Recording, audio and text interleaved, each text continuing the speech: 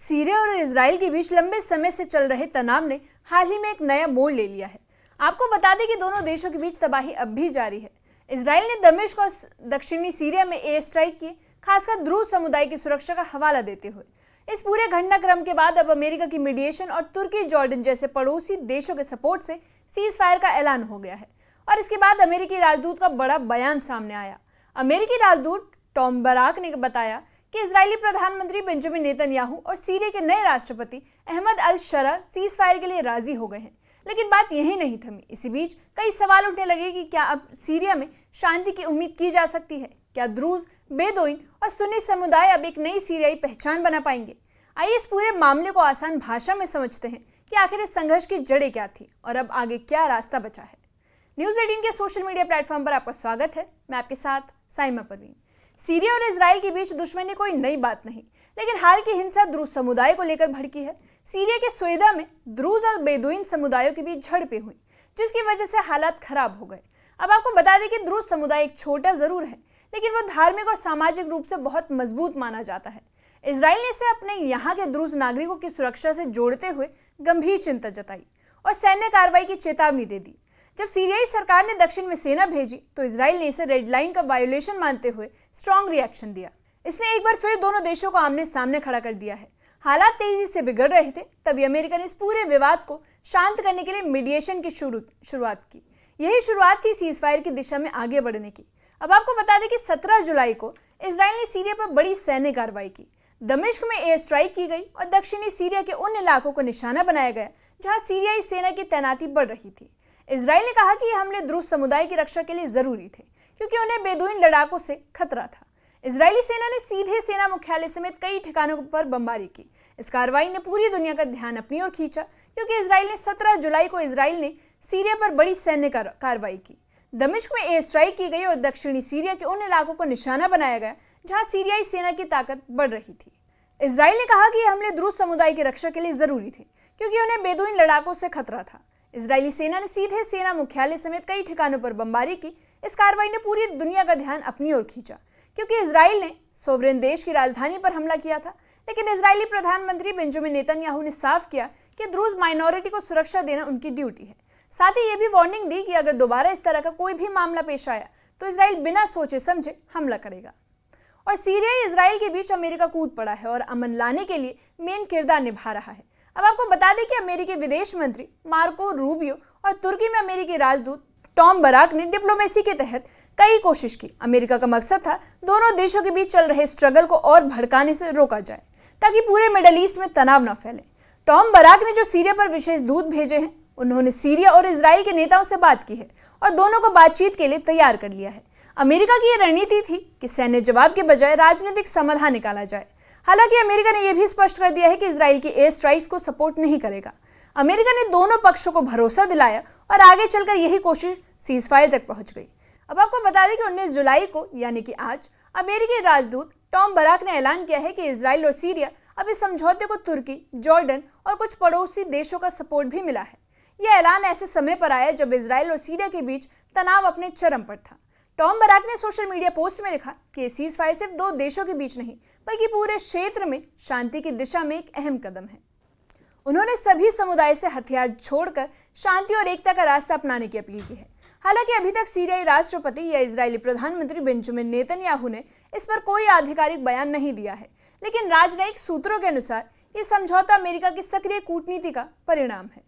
अब आपको बता दें कि सीरियाई राष्ट्रपति अहमद अल शरा ने सीज फायर के संकेत मिलते ही बड़ा फैसला लिया है। उन्होंने सेना को स्वेदा से पीछे हटने का आदेश दिया। इस इलाके को सेंटर ऑफ स्ट्रगल माना जाता है, जहां द्रूज और बेदुइन के बीच टकराव हो रहा था। राष्ट्रपति शरा ने कहा कि अब सुरक्षा बलों की जगह प्रशासनिक अमला वहां अमन कायम करेगा। इसके साथ ही सीरियाई रक्षा मंत्रालय ने बेदुइन मिलिशिया को भी स्वेदा छोड़ने को कहा है। यह फैसला बताता है कि सीरियाई सरकार युद्ध विराम को गंभीरता से ले रही है। अब माना जाता है कि अमेरिका के दबाव और तुर्की, जॉर्डन के समर्थन से शरा को यह कदम उठाना पड़ा। हालांकि विपक्षी गुटों का कुछ और कहना है। उनका कहना है कि यह फैसला अस्थायी है और जमीनी हकीकत को बदले बिना शांति नहीं आएगी। इजरायली प्रधानमंत्री बेंजामिन नेतन्याहू ने सीरिया को साफ संदेश दे दिया है। दो बातें उसकी रेड लाइन पर हैं। पहली है, दमिश्क के दक्षिण में कोई भी सैन्य एक्टिविटीज इजराइल बर्दाश्त नहीं करेगा, और दूसरा है कि द्रूज माइनॉरिटी को किसी भी सूरत में नुकसान नहीं पहुंचना चाहिए।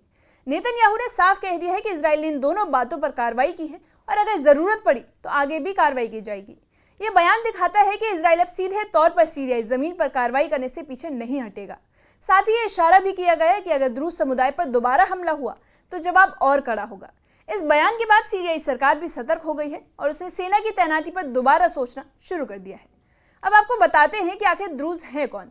तो द्रूज एक रिलीजियस माइनॉरिटी है जिसकी आबादी सीरिया, लेबनान और इजराइल में फैली है। इनकी मान्यताएं इस्लाम से अलग है और ये खुद को अलग सांस्कृतिक पहचान के साथ देखते हैं। सीरिया में इनकी संख्या कम है लेकिन सामाजिक और राजनीतिक प्रभाव ज्यादा है। इजराइल में भी एक बड़ी संख्या में द्रूज नागरिक रहते हैं जिनमें से कई सेना में भी सेवा देते हैं और यही वजह है कि इजराइल ने सीरिया में द्रूज के खिलाफ हिंसा को अपने राष्ट्रीय हित से जोड़ा है। सोइदा जैसे इलाके में द्रूज समुदाय के गांव पर हुए हमले ने इजराइल को चिंतित कर दिया है। इसके बाद ही उन्होंने सीरिया में सैन्य कार्रवाई का फैसला लिया। अब जब युद्ध विराम की घोषणा हुई है तो सबसे पहले सवाल यही उठता है कि क्या द्रूज समुदाय को सच में सुरक्षा मिल पाएगी। अब समझते हैं कि बेदुइन और द्रूज के बीच टकराव क्या है। दरअसल सोइदा में संघर्ष की असली जड़ द्रूज और बेदुइन समुदाय के बीच तनाव था। दोनों समुदायों के बीच पहले से छोटे मोटे झगड़े होते रहे हैं लेकिन इस बार हिंसा काफी भड़क उठी। बेदुइन मिलिशिया पर आरोप है कि उन्होंने द्रूज गांव पर हमला किया जिससे कई लोग मारे गए। इस हमले का जवाब द्रूज समुदाय ने भी दिया और हालात बेकाबू हो गए। सीरियाई सरकार की चुप्पी ने आग में घी डालने का काम किया।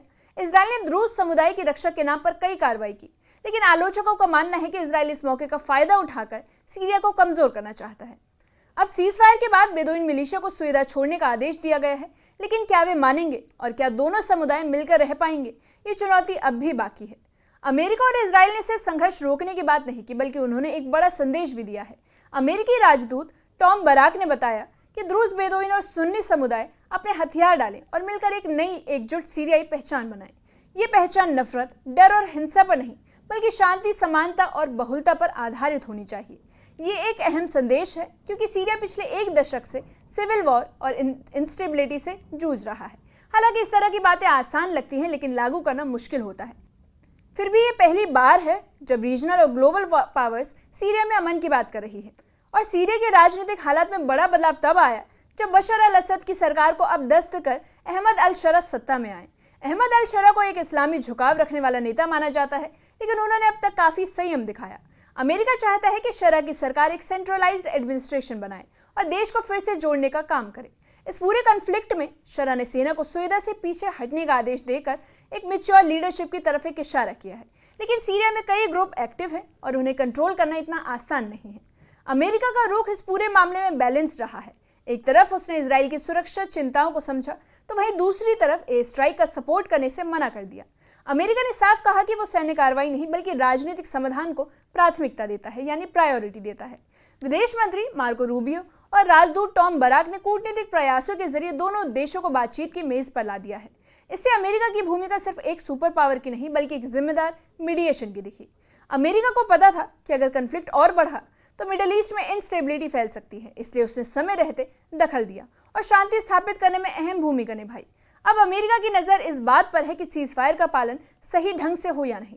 अब जब सीजफायर हो गया है तो सीरिया के सामने असली चुनौती शुरू हो गई है, जिसके बाद सवाल उठ रहा है कि क्या सभी ग्रुप हथियार डाल देंगे, क्या बेदुइन, द्रूज और क्या समूहों के बीच सुलह हो पाएगी, क्या सरकार इस इलाके में अपनी पकड़ दोबारा बना पाएगी। आपको बता दें कि सीजफायर को लागू कराने में तुर्की और जॉर्डन जैसे देशों की भूमिका बहुत अहम रही है। दोनों देश सीरिया से सटे हुए हैं और वहां का संकट उन्हें सीधे अफेक्ट करता है। तुर्की ने बातचीत को बढ़ावा दिया, वहीं जॉर्डन ने ह्यूमैनिटेरियन एड और रेफ्यूजीज को संभालने में सहयोग किया। इन दोनों देशों ने अमेरिका के साथ मिलकर सीरिया और इजराइल के बीच मीडिएशन की है।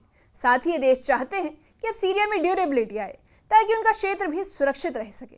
ये भी देखा गया कि रूस और ईरान जैसे देश इस प्रक्रिया से बाहर रहे हैं, जिससे अमेरिका को कूटनीतिक बढ़त मिली। अब देखना होगा कि ये क्षेत्रीय सहयोग कितने लंबे समय तक टिकता है और क्या ये देश मिलकर सीरिया में स्थायी शांति ला सकते हैं। इस मामले पर आप क्या सोचते हैं, कमेंट सेक्शन में कमेंट करके बताइए।